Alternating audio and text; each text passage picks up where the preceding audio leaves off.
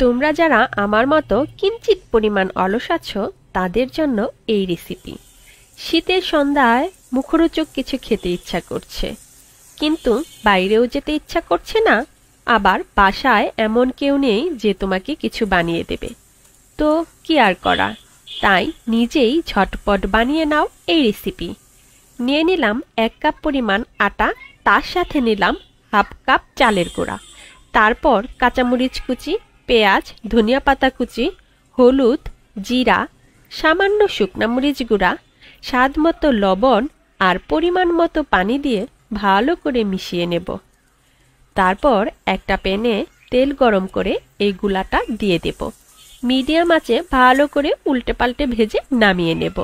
মাত্র 10 থেকে 15 মিনিটেই হয়ে যাবে দারুণ স্বাদের এই চাপড়াটা।